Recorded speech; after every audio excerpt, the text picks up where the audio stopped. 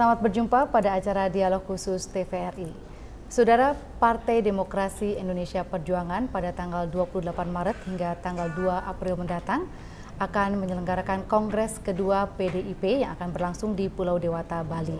Dan bersama saya adalah Ketua Umum Dewan Pimpinan Pusat Partai Demokrasi Indonesia Perjuangan yang akan berbincang-bincang seputar masalah Kongres kedua yang akan berlangsung di Bali dan juga berbagai permasalahan lain yang terjadi di tanah air akhir-akhir ini.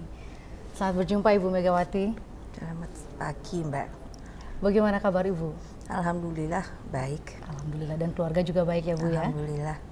Baik, kita akan berbicara seputar Kongres PDIP kedua yang akan berlangsung dalam waktu dekat ini. Salah satu agenda dari Kongres kedua PDIP yang akan berlangsung nanti adalah pemilihan Ketua Umum Dewan Pimpinan Pusat. Nah, apakah Ibu masih akan mencalonkan diri sebagai Ketua Umum DPP PDIP nanti? Ya, saya memang telah menyatakan baik kepada DPP saya maupun juga kepada warga PDI Perjuangan, sekiranya saya akan dipilih kembali dalam kongres partai yang akan datang, saya telah menyatakan kesediaan saya. Akhir-akhir ini juga muncul beberapa nama baru yang akan menjadi kandidat untuk menjadi Ketua Umum DPP PDIP ya Bu ya. Ada nama-nama di antaranya Arifin Panigoro dan juga salah satunya Guru Soekarno Putra, adik Ibu sendiri. Bagaimana Ibu melihat adanya kandidat-kandidat baru ini? Itu suatu hal yang wajar. Karena memang bagaimanapun juga PDI Perjuangan yang merupakan suatu partai politik itu saya secara pribadi berharap akan terus eksis sampai kapanpun, karena yang paling utama tentunya adalah dukungan dari rakyat, dan dengan demikian berarti regenerasi juga harus berjalan. Tetapi memang kelihatannya kewajaran ini belum tertanggapi secara baik, karena banyak sekitar pencalonan ini justru orang-orang itu membuat keadaan untuk dijadikan suatu bahan konflik. Ini menurut saya suatu hal yang tidak sehat. Kalau mau mencalonkan diri ya mencalonkan saja, karena di kami ini yang akan menjadi sangat penting, menjadi prioritas utama adalah pemilihan itu didasari secara demokrasi, secara demokratis, dan dipilih oleh warga PDI Perjuangan itu sendiri. Mungkin yang Ibu maksud di sini adalah beberapa kader PDIP yang mungkin mempunyai niat yang baik tapi dengan cara yang salah melakukan penyampaiannya, begitu ya Bu ya. Semisal mereka ada yang menuntut pembaharuan dan juga menuntut agar Ibu Mega tidak mencalonkan untuk menjadi Ketua Umum PDIP. Ya, itu memang betul seperti tadi yang Mbak bilang. Loh, memangnya mereka yang menentukan. Saya selalu mengatakan yang akan menentukan adalah suara bawah yang sekarang ini mekanisme untuk mengirim utusan.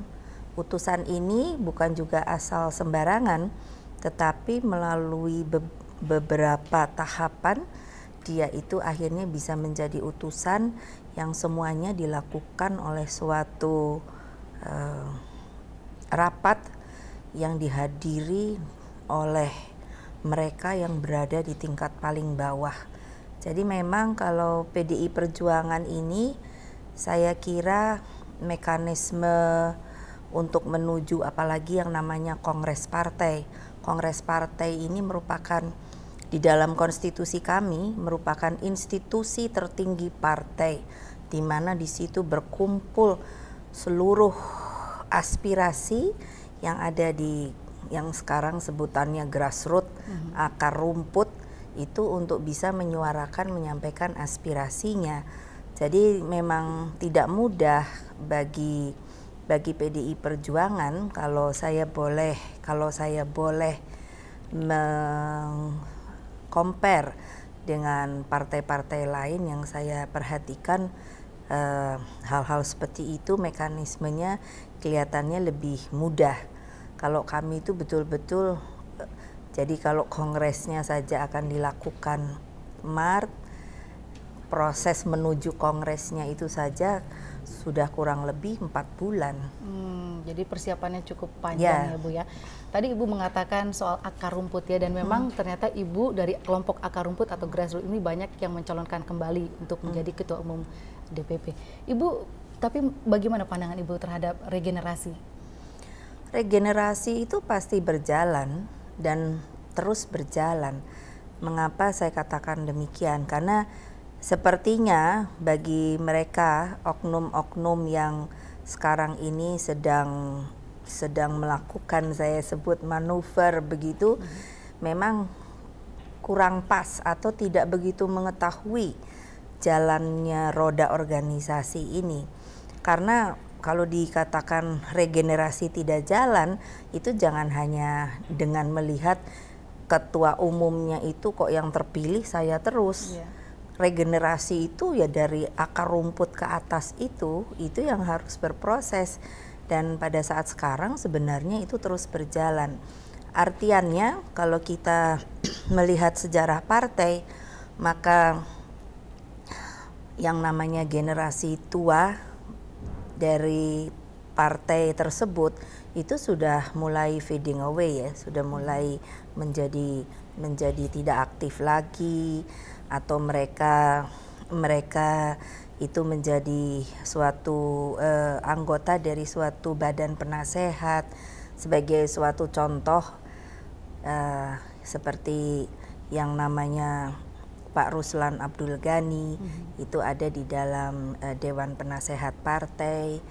Lalu seperti yang Pak Tarjo Suryo Guritno, itu seperti begitu, yang pada waktu yang lalu beliau belum menjadi Deperpu itu. Nah, jadi kalau hanya regenerasi atau suatu pembaharuan itu konteksnya adalah pergantian ketua umum, menurut saya itu suatu hal yang salah, karena itu tidak sesuai dengan konstitusi partai sendiri, karena mekanismenya itu sangat jelas di dalam ADART kami. Manuver-manuver yang tadi Ibu sampaikan menjelang pemilihan atau bursa ketua umum ini, menurut Ibu apakah juga ini semacam perpecahan di dalam tubuh PDIP sendiri?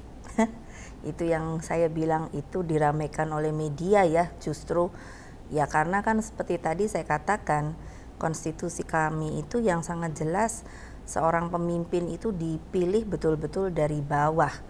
Tapi kalau hanya dari sedikit atau segelintir elit yang ada di kalangan PDI Perjuangan, tapi suaranya itu begitu nyaring bunyinya, ya saya kira lalu mengatakan terjadi suatu perpecahan, alangkah memprihatinkannya hal-hal seperti itu mereka lakukan.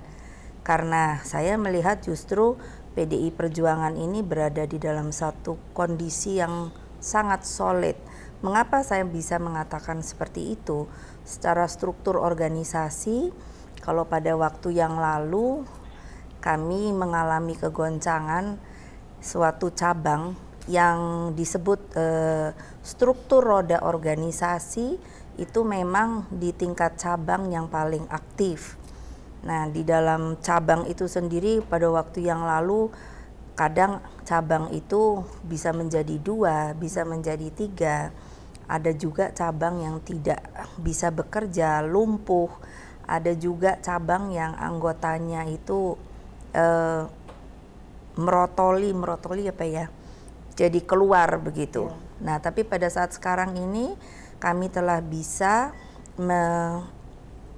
melakukan konsolidasi 5 tahunan yang lalu itu dengan keutuhan dari struktur organisasi yang sekarang solid. Jadi ya satu cabang atau satu kabupaten mempunyai satu cabang.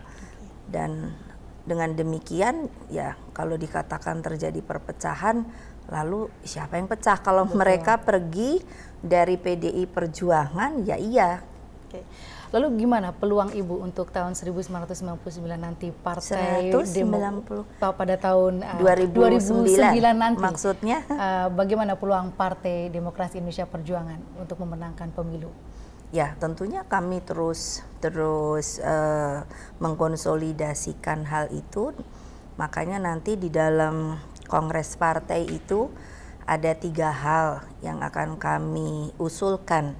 Karena memang demikian mekanismenya. DPP partai atau Dewan Pimpinan Pusat Partai itu termasuk ketua umumnya di dalam rapat-rapat DPP itu yang mengorganisir untuk bisa berjalannya kongres nanti. Dan di dalam rangka mengorganisir berjalannya kongres nanti ada 3 hal yang kami usulkan, yaitu materi untuk perbaikan anggaran dasar dan anggaran rumah tangga partai. Lalu setelah itu program partai, dan yang ketiga adalah memilih pimpinan pusat partai, yaitu termasuk pemilihan ketua umum. Jadi memang di dalam program-program yang telah kami buat, yang kami usulkan, itu banyak hal yang akan kami putuskan di dalam kongres nanti. Dan Ibu sendiri apakah nanti bersedia untuk dicalonkan menjadi calon Presiden Republik Indonesia lagi? Kalau masalah itu tergantung di dalam kongres nanti, karena ya itu harus melalui keputusan kongres. Nah, saya sebagai kader partai, petugas partai ya tentunya bersedia atau siap, tetapi juga tidak bisa ya lalu saya bilang oh saya siap, itu toh secara pribadi, tapi seluruhnya itu keputusannya adalah di dalam kongres partai nanti. Lalu ada juga suara-suara yang mengatakan bahwa hak prerogatif sebagai ketua umum ini harus dihapuskan. Ibu sendiri bagaimana melihatnya? Ya itu tadi ya, saya sendiri melihatnya ya kembali kan, ini kan orang yang jelas masuk ke dalam PDI Perjuangan tanpa mau mengetahui dengan baik sejarah dan juga mekanisme partai kita ini. Saya tidak akan mengatakan ya silahkan saja, kalau partai lain juga tentunya mempunyai mekanisme yang mungkin berbeda. Nah, dengan demikian hak prerogatif itu bisa saja diusulkan untuk ditiadakan, tetapi kan juga kita harus berpikir dengan baik, apakah hak prerogatif itu harus tetap ada atau tidak. Nah, sebagai ketua umum saya mencoba menerangkan dengan baik. Hak prerogatif itu digunakan itu adalah di dalam suatu hal yang sangat urgent. Mendesak. Jadi berarti bukannya sebagai ketua umum lalu karena saya diberi, dan itu bukan saya bikin sendiri, kembali itu keputusan kongres partai yang lalu bahwa pada waktu itu bunyinya adalah ketua umum terpilih secara aklamasi mendapatkan hak prerogatif. Jadi itu suatu mandat dari kongres, dan itu kongres saya bilang tadi adalah mengumpulkan aspirasi dari grassroots. Jadi berarti bukannya orang di kongres itu yang menentukan, tetapi dari bawah yang menentukan. Nah, seperti sekarang mekanisme itu juga mulai terpancarkan bahwa hak prerogatif itu masih diperlukan, karena seperti tadi saya katakan sebagai suatu contoh soal mengapa pada waktu itu diberikan hak prerogatif kepada saya, dan saya juga sebagai ketua umum bukan gampang-gampangan mempergunakan hak prerogatif itu.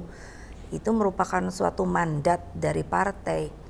Ketika itu sangat jelas. Jadi saya pergunakan satu, ketika pada waktu itu belum sebagai PDI Perjuangan, masih sebagai Partai Demokrasi Indonesia.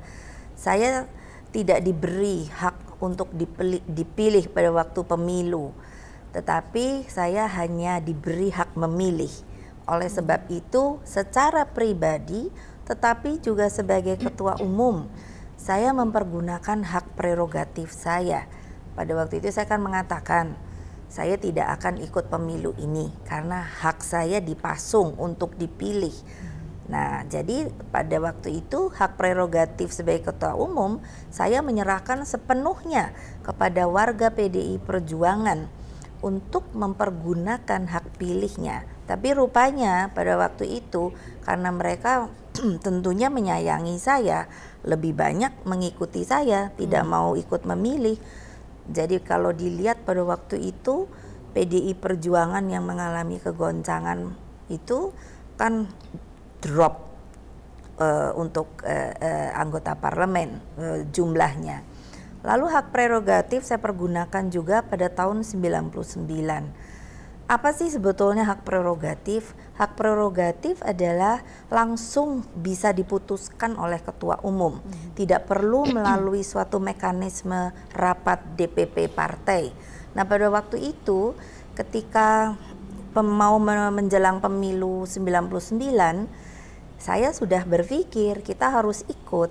Nah, tapi kalau saya pakai rapatkan dulu, itu kan membutuhkan waktu. Padahal waktu itu sudah harus segera dinyatakan apakah PDI akan ikut. Padahal pada waktu itu ada juga kan PDI yang Suryadi. Ya, nah saya kan berarti harus mempergunakan hak prerogatif saya merubah nama untuk bisa ikut ke dalam pemilu.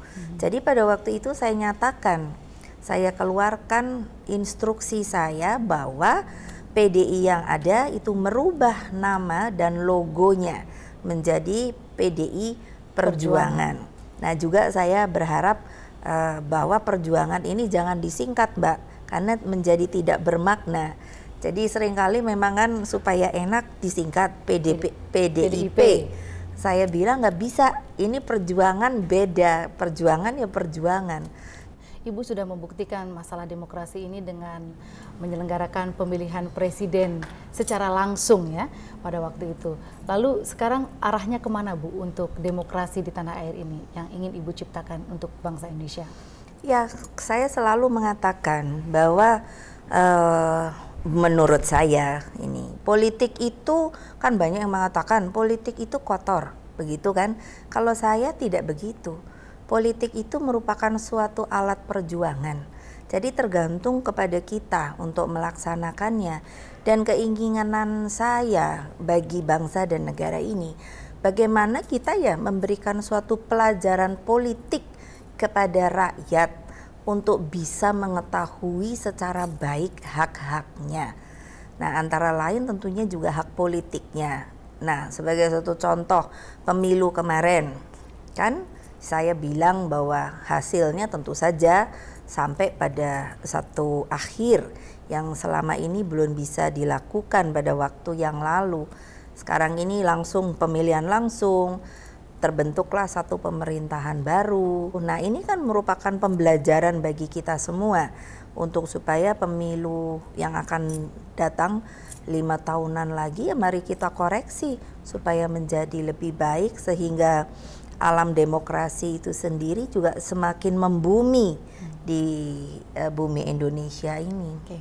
Baik, kita beralih ke masalah berbagai bencana yang terjadi di Indonesia ini ya, khususnya di Nanggro Aceh Darussalam. Ibu sendiri saya lihat sudah beberapa kali melakukan kunjungan ke Nanggro Aceh Darussalam dan memberikan bantuan atas nama Partai Demokrasi Indonesia Perjuangan. Dulu juga Ibu sudah membuat Bakornas ya, Bakornas sampai PB. Nah, mungkin Ibu bisa menjelaskan apakah ini dapat diefektifkan atau diberjalankan atau bagaimana? Ya, sebenarnya seharusnya demikian. Jadi ketika saya diberi tugas oleh Presiden untuk, maksudnya dulu Abdurrahman Wahid, untuk menangani masalah juga bencana, konflik.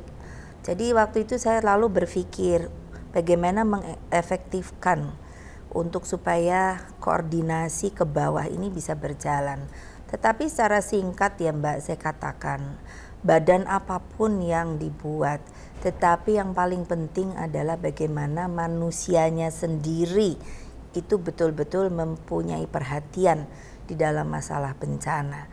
Sepanjang masyarakat kita sendiri, rakyat kita sendiri belum membangkitkan awareness-nya di dalam masalah bencana, maka akan menjadi satu kesulitan bagi kita sendiri untuk bagaimana bisa menangani hal itu.